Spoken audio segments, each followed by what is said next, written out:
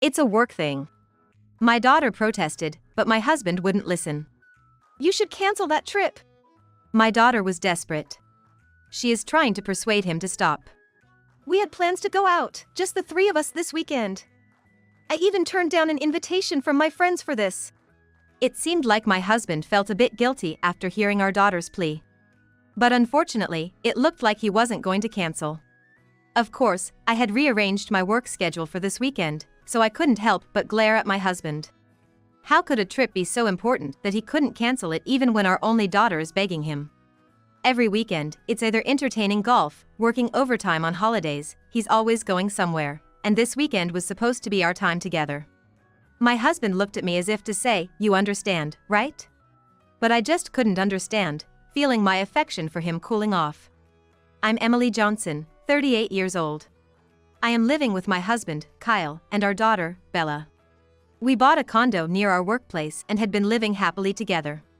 Kyle works for a well-known large corporation. As he's getting older, he's being entrusted with bigger projects as a mid-management level employee. I work for a client company of his corporation. I returned to work after maternity leave and am now in a decent position. Since both of us are working, we're not struggling with money, and we've enjoyed traveling and dining out as a family of 3. Our daughter is such a good kid, not just because I'm a doting parent. Kyle dotes on her too. Unlike the common saying that daughters tend to dislike their fathers at some point, our daughter loved her dad. And we were grateful for our life every day. However, not everything was perfect. My husband doesn't do a single household chore. I could somehow accept handling everything during my maternity leave. But things didn't change even after I returned to work. I was burdened with caring for our daughter, preparing meals, cleaning, and laundry. Feeling at my limit, I asked my husband to at least help out with half of the childcare or household chores. But he replied annoyingly, "I earn enough that you could quit your job if you wanted. If you don't like it, you should just quit." Bluntly, he refused. Looking back, I might have been experiencing something like postpartum depression. From that time, I began to realize that my husband's kindness was only superficial and he doesn't truly care about me. Perhaps to our friends, my husband seemed kind. Because he treated our daughter well when he was with his colleagues. But the truth behind closed doors was known only to me. During tough times, I would hire a babysitter or outsource household chores without consulting him when he wasn't around. I envied the care and attention I saw in other families with children in our neighborhood. My daily life was so hard that even a complaint as minor as my husband not washing dishes properly sounded like sarcasm. As Bella grew up healthily, and I fully returned to work. Our daughter started school, and our life routine stabilized, then my husband started going out more. On weekends, it was either drinking parties, get-togethers, entertaining golf, or barbecues with his department colleagues. He was hardly ever at home. I wished we could spend our rare days off together as a family, enjoying family time. Even if we went out, I wanted it to be as a family unit. Bella started to tell me she wanted to go out with her dad too. I always made an effort to take her shopping or to the movies, ensuring she had a good time, but she still missed having her dad around. My husband didn't seem to care about our daughter's feelings at all. Tomorrow, I'm going camping with my colleagues. I'll be staying overnight, so I won't be home tomorrow evening. He told me quietly before bed. Finally, feeling sorry for our daughter who had been putting up with so much, I pleaded, "Why don't you take us camping sometime?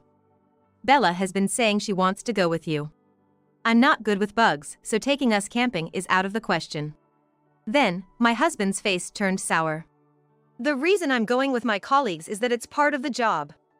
It's not like I'm just relaxing and having fun like you guys. Don't talk nonsense." He yelled at me. He had suddenly become angry like this before, but it was never to this extent when we weren't even fighting. Rather than being angry, I was so shocked I couldn't speak. Hearing my husband's yelling, our daughter came out of her room with a surprised look. "Daddy, what's wrong? Did I do something bad? Are you angry because you're busy with work? Let's play together again on your day off," she said as she hugged him tightly. Feeling guilty after being confronted by our daughter, my husband mumbled an apology and went into the bedroom. Left in the living room, I was frustrated and couldn't come to terms with what had happened. Sure, he's been popular since college, known for being the life of the party, and admired by both men and women. I envied that skill, which I didn't have.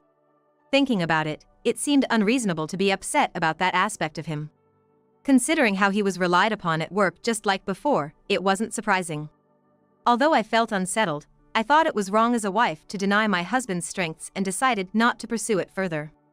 After seeing our daughter's lonely face, my husband started reducing his weekend outings. She was building a good relationship with her father. However, the decrease in his outings didn't mean he started helping with household chores. We just went out as a family occasionally. As usual, most of the childcare and housework fell on my shoulders. My dream of doing simple chores like cooking dinner together or working on trendy DIY projects to make storage shelves seemed unlikely to come true. Yet, our daughter, being a teenager, seemed to enjoy going out with the three of us, always begging her father to take her places. He seemed not entirely opposed to the idea, planning a trip to the amusement park next month with her. I always watched these scenes with a smile. Today, after a long time, my daughter and I went to the shopping mall alone. Why alone? Because my husband had left the house in the morning to hang out with his colleagues after a long time. Going out just with my daughter was a lot of fun, chatting away like sisters as we visited various stores. When my husband is there, I can't fully enjoy browsing the mall because I feel bad for leaving him out.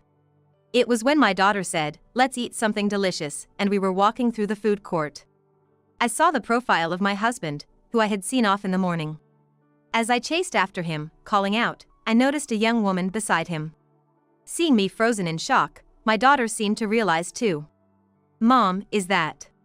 I felt like I was about to collapse. My daughter's face looked like she was about to cry. He said he was going with a colleague, so maybe that's who it is. Trying to stay calm, I spoke to my daughter. No way. Even I can tell. It's obvious, Dad is cheating.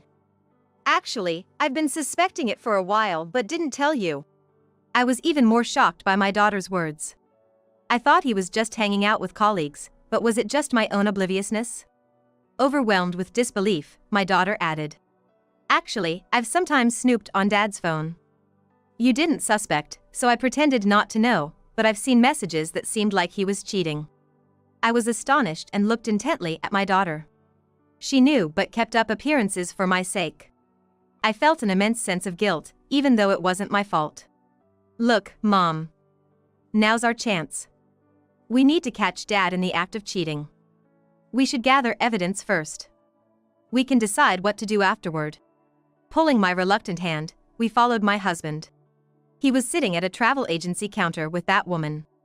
Passing by them unnoticed, we saw a page for a trip to Hawaii open on their table. They were leaning in close, giggling and planning their trip as if they were a couple about to go on a romantic vacation. We never even talked about going on a trip together, but there you are, happily planning one with your affair partner. It's heartbreaking to think that you were once happy just going to the local amusement park with us. I wanted to cry out loud, but I couldn't do that in front of our daughter. I was just numb. I don't even remember how we got home. They say you can lose your memory from a severe shock, and that was exactly what happened.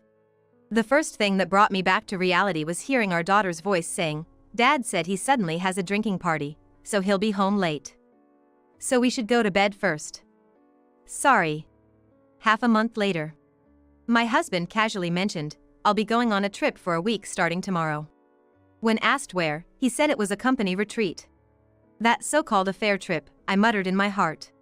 This is sudden. Who are you going with? I managed to ask calmly as usual. It's a company trip. Just going with the usual colleagues. He replied, still lying through your teeth. While thinking he was a big liar at heart, I was also curious to see how he would try to deceive me this time. Our daughter came in upon hearing our voices. Dad, what are you talking about all of a sudden? We were supposed to go out together tomorrow, remember? She probably knew it was an affair trip too. She tried desperately to stop him, more than she ever had. But her efforts were in vain. Normally, her attempts to persuade him was successful, but not this time. It's a work commitment. He continued to deny. You should really cancel that trip. She urged again. I was silently listening to the exchange, heart pounding. Sorry, let's go out when I'm off work next time. Work commitments are important too. That was the last straw for me. It wasn't just my daughter, I had hoped he would listen to this advice too. If he had, maybe I could have forgiven the affair. But now, I felt nothing, no anger, no sadness. It was just like a gaping hole in my heart. Completely oblivious to our feelings, my husband started preparing for his trip the next day. And the following morning, he left early. After a week, he returned late at night. Seemingly in high spirits. Probably a bit drunk. You know, my colleague Jonathan. He started with a fabricated story. Once he finished, he quickly said he was tired and headed straight for the bedroom. I sighed while packing up, telling myself this was the last time. The next day, still looking tired, he went to work, saying something like, "I wonder if everyone will come to work in good spirits." Unaware of what awaited you. An hour after you should have arrived at work, my phone rang. What did you do? I got to work, and they told me I'm fired. He was furious.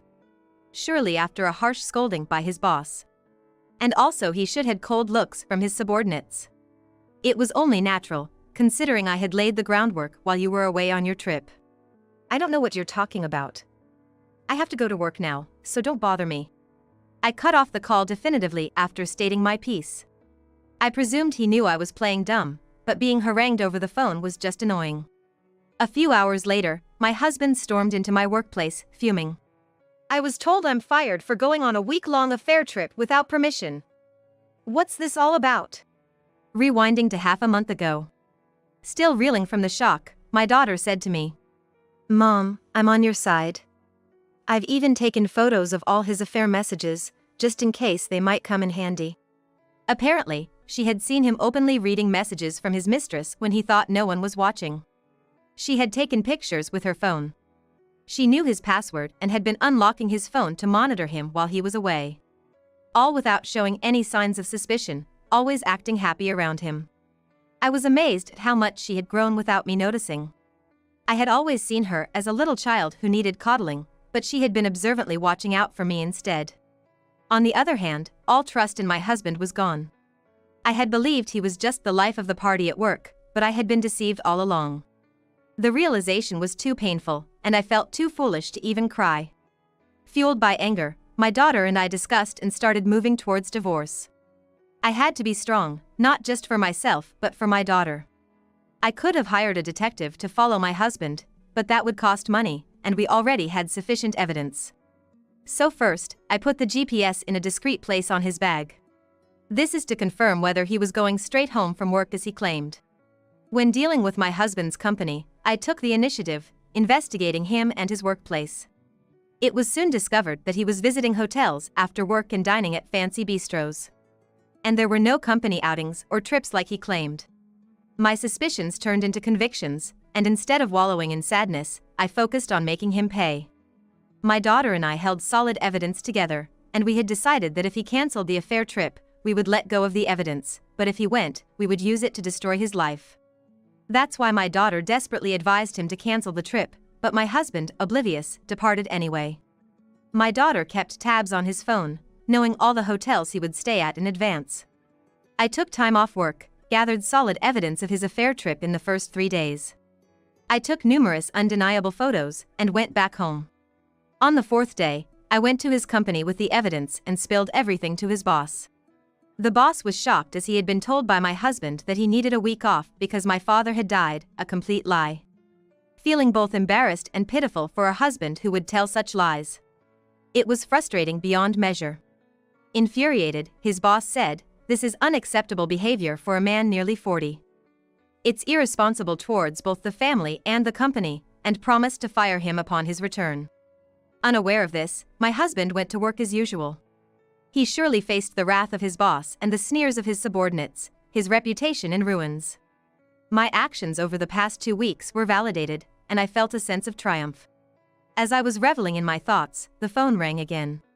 "Don't you hang up on me. Because of you, I'm in deep trouble. I'm fired, you know." He was ranting over the phone. He's completely ignoring his own wrongdoing. "I didn't ask for you to be fired. This is your fault, isn't it?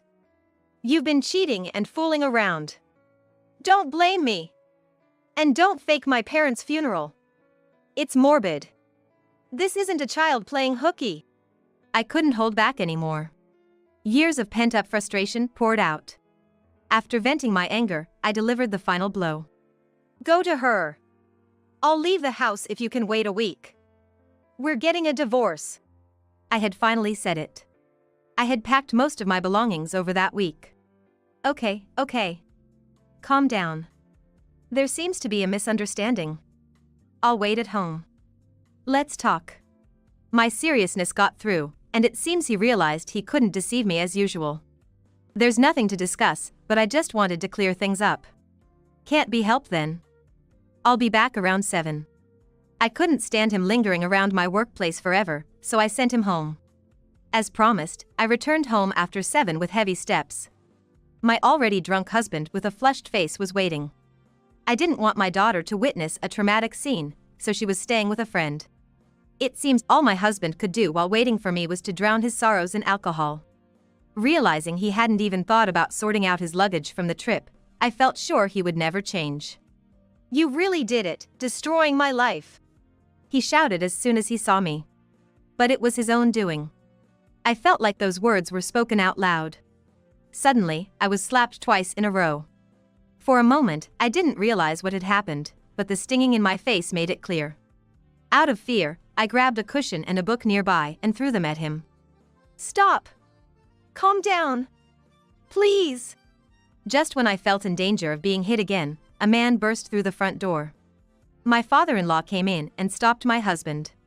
You've really done something terrible now. And to hit your own wife. My mother-in-law came in hurriedly after him. This stupid son, she said, hitting my husband while crying. My husband was shouting, blaming everything on me, but my father-in-law yelled back, "You're the worst. You caused all this." Then my own parents came in, asking, "Are you okay?" Seeing my face, my dad understood what had happened and lunged at my husband. What have you done to our precious daughter? You've hurt her both mentally and physically. He was beside himself. It's okay now, you don't have to endure any more, my mother said, hugging me tightly. I started crying uncontrollably. After hitting him a few times, my father-in-law pushed my husband's head down into a deep bow. I am terribly sorry for the awful things done to your daughter. He was offering his deepest apologies to me and my parents. I'm truly sorry, Emily. Our son has hurt you and Bella. I don't know how we can possibly make amends for his actions. My mother-in-law apologized to me while crying. It's not your fault, it's Kyle's. I also have my share of blame for not noticing, I said, although I didn't mean it. But seeing her face, I couldn't help but say it. On the other hand, my husband was still glaring at us, not calming down even after being beaten by my father. My father-in-law continued to scold my husband and repeated his apologies. Leaving us with apologies, my husband and his parents left. My parents suggested I move back home with my daughter until things settled down, given how worried they were. Finally, everything was over, and I gladly accepted their offer. My daughter and I began living at my parents' house. My husband kept calling, saying things like, "Let's start over. I can't live without you. I love you." But I blocked his number and emails. Even when he tried to contact through other means, I quit social media and even canceled my phone contract. But then he started showing up near my workplace. If I become a house husband and you work, everything will be resolved. You owe me since I lost my job because of you. Lend me money. Take responsibility, he demanded, presenting impossible demands. Shaking with fear at what he might do next. I worried about the trouble he could bring to my workplace and the potential danger of him harming me again. There was even a fear of it turning into something more dangerous. Desperate, I took the medical certificate I had obtained just in case after being hit and rushed to the police station, claiming I was being stalked. After explaining everything to the police and showing them the medical certificate, I decided to file a report for injury. It was like exposing my husband to the police. Although the injury was not severe, I was able to obtain a restraining order against my husband for both my daughter and myself. It might only be a small comfort, but it felt like the police were protecting us from my ex-husband. Thanks to involving the police and having both sets of parents witness the situation, the divorce went smoothly. As a form of apology, I received more than the usual amount in alimony, and of course, I retained custody of our daughter. With that money, I decided to buy a condominium near my workplace, where my daughter and I moved in. Naturally, I plan to have the child support paid punctually every month. The reason it's a plan is that my ex-husband has been unsuccessful in finding a job since being fired. His tendency to let others do the work instead of taking responsibility himself has backfired, and even when he manages to find a job, he doesn't actively engage and doesn't last long. Although my ex-in-laws have offered to pay child support instead, I prefer to draw a line there. Indeed, for my ex-in-laws, she is their only grandchild, so I don't intend to stop them from visiting her periodically and providing her with gifts. While I don't want them to give large sums of money, allowing them to give her clothes she wants seems like a win-win situation for both my daughter and them. I even hope this good relationship continues in the future. After everything settled down and we moved into the new condominium, my daughter and I support each other every day. I have been entrusted with responsible tasks at work and my income has significantly increased. Without anyone's help, there's nothing lacking in my daughters and my life. Our home is also close to my parents, and we often spend weekends with them. My daughter is adored by both sets of grandparents and is growing up healthily. My kind daughter wants to become a nurse and is studying hard for her future. Recently at work, I met a sincere man, and we've started going to cafes together occasionally. I'm thinking of having him meet my daughter once I'm sure about him. My daughter will soon celebrate 20th birthday. While selecting her dress, I marvel at how much she has grown. I want us to continue living fulfilling days together as a close-knit family.